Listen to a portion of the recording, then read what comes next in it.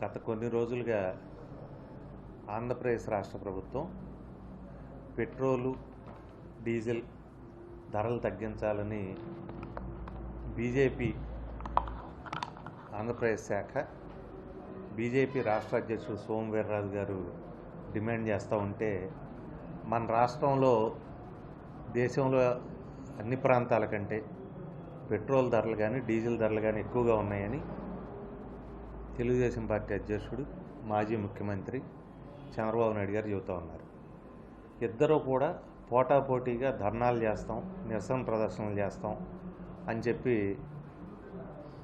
నానా రచ్చ యాగి చేస్తూ ఉన్నారు. ఒక్కసారి మనం గతాన్ని చూసుకున్నట్టయితే ఈ రెండు పార్టీల్లో మొదటగా బీజేపీ పార్టీ 50 రూపాయలు ఉన్నటువంటి 50 రూపాయల సమీపంలో ఉన్నటువంటి పెట్రోల్ డీజిల్ ధరలని ఇబ్బడి ముబ్బడిగా పెంచి సుమారు 60 రూపాయలు 70 రూపాయలు పెంచి ఈరోజు అరకొరగా తగ్గించి వాళ్ళు రాజకీయం చేస్తూ ఉన్నారు. ఇంకో పక్కన చంద్రబాబు నాయుడు గారికి ఆల్రెడీ అల్జీమర్స్ ఉంది, మతిమరుపు వ్యాధి. ఆయన హయాంలో ఆయన ఎంత పెంచాడు ఏంటి అనేది గుర్తులేనట్టు ఈరోజు కొత్త బిచ్చగాడు పొద్దెరగడు అన్నట్టు ధర్నాలు చేయండి, రాస్తారోకోలు చేయండి, పెట్రోల్ బంకుల దగ్గర గట్టిగా హార్న్లు కొట్టండి అని పిలిపిస్తూ ఉన్నాడు. ఒక్కసారి మనం వాస్తవ పరిస్థితిని చూసినట్టయితే గతంలో సుమారుగా 50 రూపాయల దగ్గరలో ఉండేది. దీని మీద కేంద్ర ప్రభుత్వం ఎక్సైజ్ డ్యూటీ పేరుతో సుమారు 48,000 కోట్ల రూపాయలు వసూలు చేస్తూ ఉంది. ఈ ఎక్సైజ్ డ్యూటీ కాక వాళ్ళు సర్ఛార్జీలు కానీ లేకపోతే స్పెషల్ ఎడిషనల్ డ్యూటీలు కానీ వీటన్నిటినీ సుమారు 75,000 కోట్ల రూపాయలు, అట్లాగే ఇంకా ఎడిషనల్ సెస్లు ఒక 15,000 కోట్ల రూపాయలు, సుమారు 2 లక్షల కోట్ల రూపాయలు 3 లక్షల కోట్ల రూపాయలు కేంద్ర ప్రభుత్వం వసూలు చేస్తుంది. దేశం మొత్తం ఏకీకృతమైనటువంటి పన్ను విధానం, ఏకీకృతమైన రేషన్ అని బీజేపీ ప్రభుత్వం చెబుతూ ఉంది. అంటే 1 నేషన్ 1 రేషన్, దేశంలో ఎక్కడైనా ఒకే ఆధార్ కార్డు రేషన్ తీసుకోవచ్చు అని చెబుతారు. అట్లాగే జిఎస్టీ పన్ను కూడా దేశం మొత్తం ఒకటే అని చెబుతారు. ఈ పన్నులో దేశం మొత్తం వసూలు చేసిన పన్నులో 41% రాష్ట్రాలకు ఇవ్వాలి. వీళ్ళు 3,35,000 కోట్లు వసూలు చేస్తే 41% అంటే ఎంత ఇవ్వాలి రాష్ట్రాలకి? సుమారు 1,50,000 కోట్ల రూపాయలు 28 రాష్ట్రాలకు ఇవ్వాలి. వీళ్ళు ఇచ్చింది 18,000 19,000 కోట్ల రూపాయలు. 1,50,000 కోట్ల రూపాయలు రాష్ట్రాలకి వాటా రావాల్సి ఉంటే దాన్ని డివిజిబుల్ పూల్లో పెట్టకుండా సెస్లు వేరే రకమైనటువంటి కోటా కింద వాటిని మెన్షన్ చేస్తా రాష్ట్ర ప్రభుత్వాలకి ఎంగిలి మెతుకులు విధించినట్టుగా 20,000 కోట్ల రూపాయలు కూడా ఇవ్వాలి 28 రాష్ట్రాలకి. వాళ్ళు ఈ రోజున వాస్తవ పరిస్థితిని మరుగున పెట్టి రాష్ట్ర ప్రభుత్వం ధరలు తగ్గించాలని గొడవ చేస్తున్నారు. దీనికి మా మాజీ నాయకుడు చంద్రబాబు నాయుడు గారు బాకా వదటం, బీజేపీ అంటే భయం, వెన్నులో వణుకు, వాళ్ళు ఎక్కడ లోపలేస్తారో అని, ఇన్కమ్ ట్యాక్స్ రైడో లేకపోతే ఈడీ రైడో లేకపోతే నోటుకు ఓటు కేసో ఏముందో అని చెప్పి ఎన్నికలైన కాడి నుంచి బీజేపీ అనే పేరు చెప్పటమే మానేశాడు. ఎన్నికలకు ముందేమో నల్ల చొక్కా నల్ల ప్యాంట్ వేసుకొని రాష్ట్రం మొత్తం తిరిగి ధర్మ పోరాట దీక్ష అన్నాడు, బీజేపీ మీద యుద్ధం అన్నాడు, నరేంద్ర మోడీని దించుతా అన్నాడు, నరేంద్ర మోడీని టెర్రరిస్ట్ అన్నాడు, ఆయన భార్య పిల్లల గురించి అందరి గురించి కూడా మొత్తం రాష్ట్రం అంతా తిరిగి చరిత్రగా పుంకాలుగా చెప్పాడు. ఇప్పుడు కనీసం నోట్లోంచి ఆ మాట పెగలట్లా. ఎన్నికలు అవగానే 4 పార్లమెంట్ సభ్యుల్ని బీజేపీ వాళ్ళ దగ్గరికి పంపి రాజ్యసభ సభ్యుల్ని బీజేపీలో కలిపేసి బీజేపీ వాళ్ళకి అటాచ్డ్ సభ్యులుగా పెట్టి, మొన్న కూడా చూసాం మనం బద్వేలు ఉప ఎన్నికలో తెలుగుదేశం నుంచి బీజేపీలోకి వెళ్ళినటువంటి సీఎం రమేష్ గారు ఏమంటాడు, భవిష్యత్తులో బీజేపీ తెలుగుదేశం పొత్తు పెట్టుకోకూడదని ఏం లేదు, ఖచ్చితంగా పొత్తు పెట్టుకుంటాయి అని బద్వేలు ఎన్నికకి 2 రోజుల ముందు చెబుతాడు ఆయన. అంటే దీని ఉద్దేశం ఏంటి? బీజేపీని మేము బెగ్గింగ్ చేస్తున్నాం, కాళ్ళు పట్టుకుని ఏలాడుతున్నాం, ఇంకా ప్రస్తుతానికి గ్రీన్ సిగ్నల్ రాలేదు అని చెప్పుకోవటమే కదా అని చెప్పుకొని తెలుగుదేశం పార్టీకి ఉన్నటువంటి ఓట్లని బీజేపీ పేరున ఓట్ ట్రాన్స్ఫర్ చేయడానికి ప్రయత్నం చేశారు. యోధానుయోధులంతా కూర్చొని అక్కడ మాజీ మంత్రులు, లేకపోతే పార్లమెంట్ సభ్యులు, రాష్ట్ర పార్టీ అధ్యక్షులు వీళ్ళంతా కూర్చొని ఎన్ని ఓట్లు వేశారు జనం? డిపాజిట్లు దక్కల. అంటే తెలుగుదేశం పార్టీ, బీజేపీ, జనసేన 3 పార్టీలు కలిసి బద్వేల్లో పోటీ చేస్తే డిపాజిట్ దక్కల. వీళ్ళు చేసేటువంటి దొంగ రాజకీయం కానీ, చంద్రబాబు నాయుడు చేసేటువంటి కొంగ జపం కానీ ప్రజలకు అర్థం కాబట్టే బద్వేల్లో గోప గుయ్యమనేట్టు కొట్టారు. అంతకుముందు స్థానిక సంస్థల ఎన్నికల్లో కూడా గ్రామ పంచాయతీలు కానీ, ఎంపీటీసీలు కానీ, జెడ్పీటీసీలు కానీ, లేకపోతే నగరం కార్పొరేషన్లు కానీ, మున్సిపాలిటీలు కానీ ఇవన్నీ అత్యధిక శాతం చరిత్రలో ఎప్పుడూ లేని విధంగా వైఎస్ఆర్సీపీ పార్టీకో లేకపోతే జగన్మోహన్ రెడ్డి గారి నాయకత్వాన్ని బలపరుస్తూ వచ్చినాయి. అంటే ప్రజలు ఇదివరకట్లో లాగా చంద్రబాబు నాయుడు గారు గుడ్డగాల్చి మొహానేస్తే వాళ్ళు తుడుచుకునే పరిస్థితో, లేకపోతే ఈయన ఏది పడితే చెప్పే పరిస్థితో, ఈయన కరపత్రికలో, ఈయన వార్తాపత్రికలో, ఈయన కులపత్రికలో, ఈయన కుల ఛానల్స్ ఏది పడితే అది వాగితే ప్రజల్లో నమ్మేటువంటి అవకాశం లేదు, విశ్వసనీయత లేదు. ఒకప్పుడు మన రాష్ట్రం సమైక్యాంధ్రగా ఉంది, ఈరోజు విడిపోయి ఉంది. తెలంగాణ రాష్ట్రంలో ఎందుకు పెట్రోలు డీజిల్ ధరల మీద తెలుగుదేశం పార్టీ ధర్నా చేయట్లా? నోరెందుకు పెగలటల్లా చంద్రబాబు నాయుడికి? లోకేష్కి ఎందుకు నోరు పెగలటల్లా? అక్కడ కూడా కేసీఆర్ గారు నేను తగ్గించనని చెప్పారు కదా, మేము పెంచలేదు, పెంచినాడిని అడగండి అన్నాడు ఆయన. అక్కడ ఎందుకు ధర్నాలు చేయట్లా చంద్రబాబు నాయుడును లోకేష్? అంతర్జాతీయ పార్టీ కదా తెలుగుదేశం. అమెరికాలో ఉంది, ఆస్ట్రేలియాలో ఉంది, ఆర్కిటిక్ ఖండంలో ఉంది, అంటార్కిటిక్ ఖండంలో ఉంది. ఈడు దినం దేవసం పైన స్వర్గం నరకంలో కూడా పెడతాడు రేపు చంద్రబాబు నాయుడు చచ్చిన తర్వాత. అంతే కదా. తెలంగాణ రాష్ట్రంలో నోరు పెగలదు, బీజేపీ మీద కనీసం అసలు గొంతు పెగలదు, తడారిపోయింది ఎప్పుడో. వీళ్ళు చేసేది ఏంటి? హైదరాబాద్లో ఇల్లు కట్టుకొని ప్రవాసాంధ్రుల బ్యాచ్ను ఒకటి వేసుకొని హైదరాబాద్లో ఉండేటువంటి వాళ్ళు, ఈ రాష్ట్రంలో ఓట్లు లేని వాళ్ళు, పనికి మాలిన వాళ్ళు, చంద్రబాబు నాయుడికి సన్నాయి నొక్కులు నొక్కేవాళ్ళు మొత్తం వీళ్ళని పెట్టుకొని ఈ బాజా భజంత్రీలతో ప్రభుత్వాన్ని వ్యతిరేకించడం. ఇది తప్పితే వేరే ఎజెండా ఏమైనా ఉందా చంద్రబాబు నాయుడికి? తడవకోడు వస్తాడు, ఒకసారి నిమ్మగడ్డ వస్తాడు, ఇంకోసారి ఇంకో గడ్డ వస్తాడు. పెంచింది బీజేపీ ప్రభుత్వం, రూపాయి మాత్రమే వైసీపీ ప్రభుత్వం పెంచడం జరిగింది. రోడ్డు సెస్ ఎవరు వేశారు? చంద్రబాబు నాయుడు వేశాడు. 4 సంవత్సరాలు 6 నెలలు వసూలు చేశాడు, చివరి 4 నెలలు ఆపేశాడు. ఈ రూపాయి కూడా దేనికోసం ఖర్చు పెడుతున్నారు?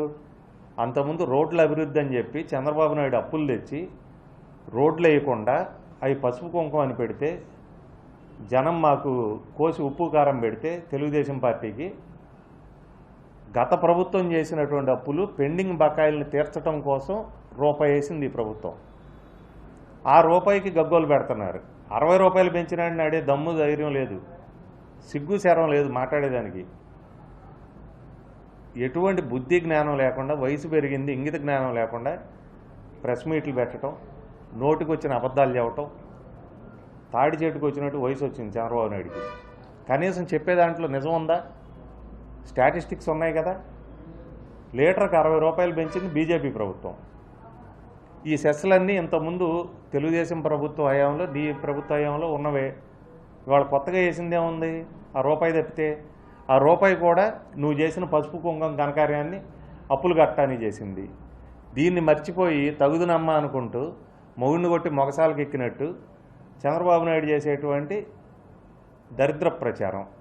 దీనికి కొన్ని పత్రికలు బాకా ఊదటం, పాకిస్తాన్ నుంచో లేకపోతే వేరే దేశం ఆఫ్ఘనిస్తాన్లోనో ఉన్న పత్రికలు భారతదేశం మీద విషం చిమ్మినట్టుగా చంద్రబాబు నాయుడు కులానికి చెందినటువంటి కొన్ని పత్రికలు, కొన్ని ఛానల్స్ ఇవన్నీ కలిసి ప్రభుత్వం మీద దుష్ప్రచారం. వీళ్ళు పెట్రోల్కి కూడా చివరి కులం పెడతారు.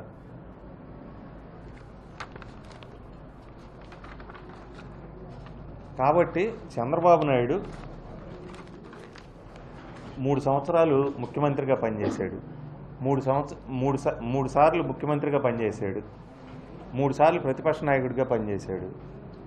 ఇప్పటికైనా కూడా అవసాన దశలో అయినా బుద్ధి జ్ఞానం తెచ్చుకొని ఈ రాష్ట్రం నన్ను ఎంత ఆదరించింది, కనీసం ఇంగిత జ్ఞానంతో మాట్లాడటం నేర్చుకుంటే బెటర్గా ఉంటుంది.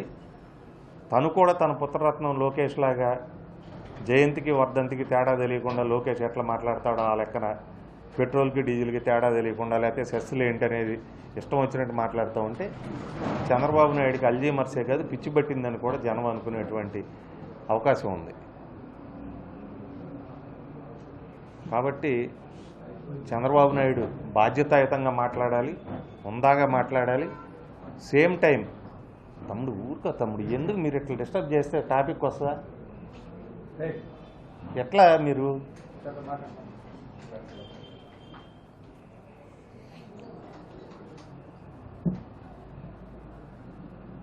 చంద్రబాబు నాయుడు గారు అంటాడు పెట్రోల్ డీజిల్ ధరలు పెంచారు, పెట్రోల్ బంకుల దగ్గర ధర్నా చేయమంటాడు. ఎక్కడ ధర్నా చేస్తారు? నిత్యావసర వస్తువుల ధరలు పెరుగుతాయి, కిరాణా కొట్టు ముందు నుంచొని ధర్నా చేస్తామా? రేపు తెలుగుదేశం పార్టీ వాళ్ళకి ఏం చెబుతాడంటే కరెంట్ ఛార్జీలు పెంచారు, కరెంట్ తీగలు లాగండి గట్టిగా అని చెబుతాడు. నేను చెబుతున్నా చంద్రబాబు నాయుడు టైం అయిపోయింది, ఎక్స్పైర్ అయిపోయింది. తెలంగాణలో తెలుగుదేశం పార్టీ షెడ్ మూసేశాడు. 2024 తర్వాతో ముందో ఆయన తదనంతరమో తెలుగుదేశం పార్టీ ఇక్కడ కూడా టెంట్ మూసేస్తారు. తెలుగుదేశం పార్టీ శ్రేణులు ఒక్కసారి ఆలోచించండి. మీ నాయకుడు ఏం చేస్తున్నాడు? మీ నాయకుడు మీకు నిజం చెబుతున్నాడా, అబద్ధం చెబుతున్నాడా, ఇంకా ముంచేస్తున్నాడా? గొర్రె కషాయాన్ని నమ్మినట్టు చంద్రబాబు నాయుడు మాటలు నమ్మొద్దని, చంద్రబాబు నాయుడు చెప్పేటువంటి అబద్ధ ప్రచారాన్ని నమ్మకుండా వాస్తవాలను గమనించండి. నిజంగా వైసీపీ ప్రభుత్వం వేసిందా ఈ పన్నులు? కేంద్ర ప్రభుత్వం వేసిందా? కేంద్ర ప్రభుత్వం వేస్తే కేంద్ర ప్రభుత్వం మీద ఎందుకు మాట్లాడలేకపోతున్నాం? ఎందుకు మన గొంతు బెగలటం లేదు? నోటుకు ఓటుకి సంబంధం ఉందా లేకపోతే ఏంటి? తెలంగాణలో కూడా తెలుగుదేశం పార్టీ ఉంది కదా, తెలంగాణలో ఎందుకు మాట్లాడలేకపోతున్నాం?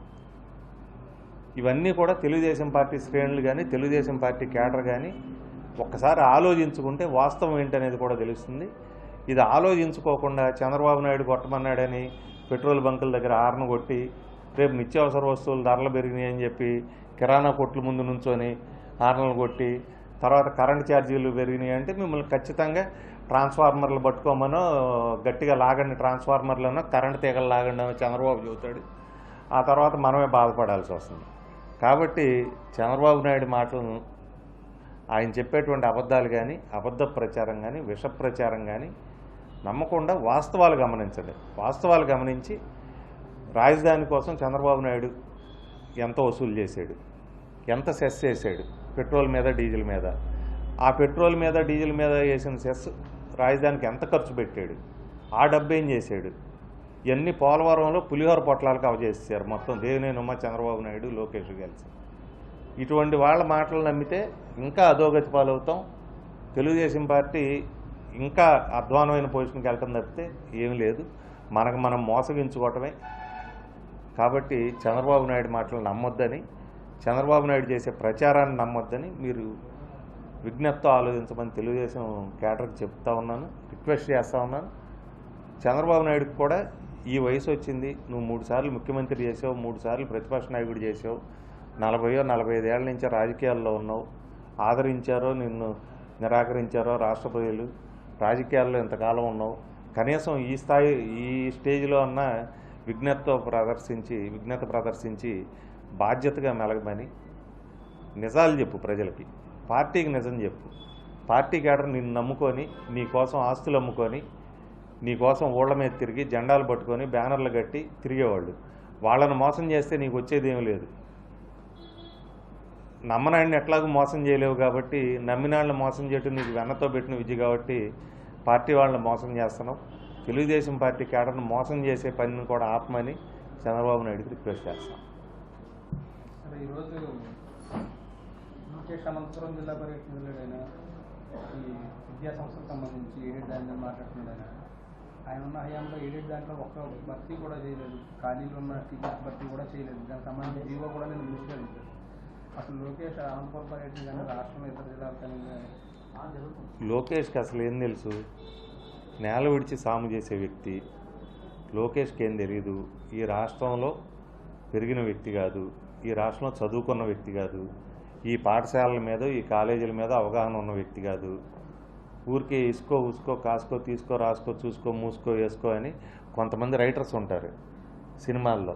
వాళ్ళు ఏదో రాస్తే దాన్ని 4 వీడు బట్టి పట్టుకొని వచ్చి ఆ 4 2 మర్చిపోతాడు.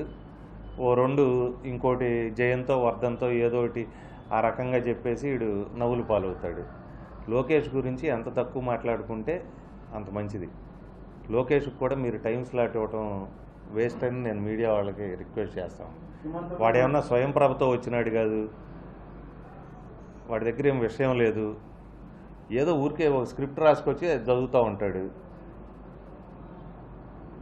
ముఖ్యమంత్రుల్ని మంత్రుల్ని రోడ్ల మీద తిరగనివ్వరు. ఎయిడెడ్ విద్యా సంస్థల నిర్ణయాన్ని వెనక్కి తీసుకోవాలి. నేను అడ్డుకొని చెప్తానని కూడా ఇందాక అనంతపురంలో ప్రకటన కూడా చేశాను. మా తెలుగుదేశం కార్యకర్తలు అడ్డుకుంటారు, నాయకులు అడ్డుకుంటారు, ప్రజలు అడ్డుకుంటారని కూడా కాదు. ఎయిడెడ్ విద్యా సంస్థల మీద గవర్నమెంట్ క్లారిటీ ఇచ్చింది. మీరు నడపలేకపోతే గవర్నమెంట్కి ఇవ్వండి. మీరు నడపగలిగితే మీరు నడుపుకోండి.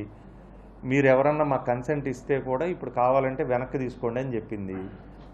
ఇది ఊరికే విగ్రహాల ధ్వంసం అని లేకపోతే పెట్రోల్ డీజిల్ ధరలు పెంచారని. పెట్రోల్ డీజిల్ ధరలు పెంచారు, ఖచ్చితంగా తగ్గించాల్సిందే.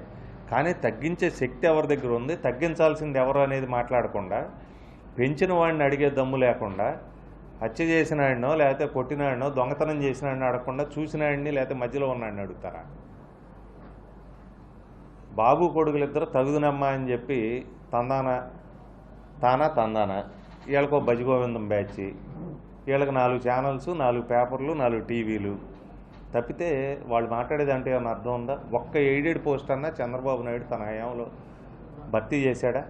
ఒక్కడు చేశాడా చెప్పమనండి చంద్రబాబు నాయుడిని. ఆయన కాలంలో ఎందుకు చేయలేకపోయాడు? కనీసం ఈ రాష్ట్రంలో కొంప కట్టుకున్నాడా? ఏటిగట్టు మీద పడి 5 ఏళ్ళు తెచ్చాడు కానీ కొంప కట్టుకున్నాడా? ఈ రాష్ట్రంలో ఇల్లు లేనాడు. ఈ రాష్ట్రంలో ఒక పని చేయనాడు. ఈరోజు వచ్చి నువ్వు చేయి అంటే 3 సార్లు ముఖ్యమంత్రి చేసావు కదా. 3 సార్లు ముఖ్యమంత్రి చేసి నువ్వేం చేసావు? ఒకసారి వ్యవసాయ విద్యుత్ ఇవ్వటం కష్టం అంటాడు. కరెంటు ఫ్రీ కరెంట్ ఇస్తే కరెంటు తీగల మీద బట్టలు ఆరేసుకోవటమే కరెంటు ఉండదని చెప్పాడు. తర్వాత రాజశేఖర రెడ్డి గారు ఇచ్చి చూపెట్టాడు. ఇచ్చి చూపెట్టినాక ఐడియా నాదే అంటాడు. అప్పట్లో నేనే చెప్పాను రాజశేఖర రెడ్డి గారికి ఐడియా నాదే అని చెబుతాడు.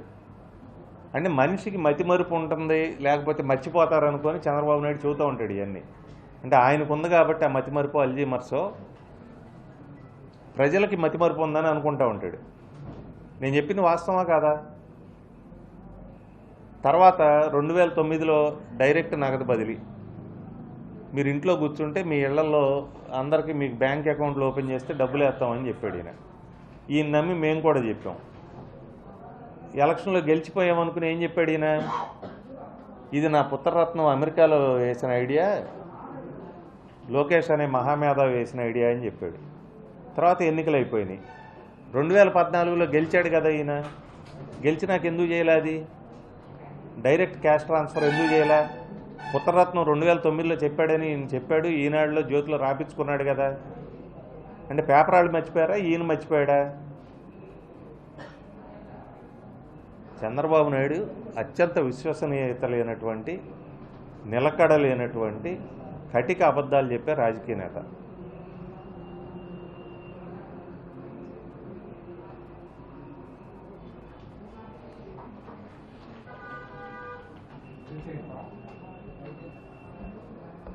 ఓకేనా?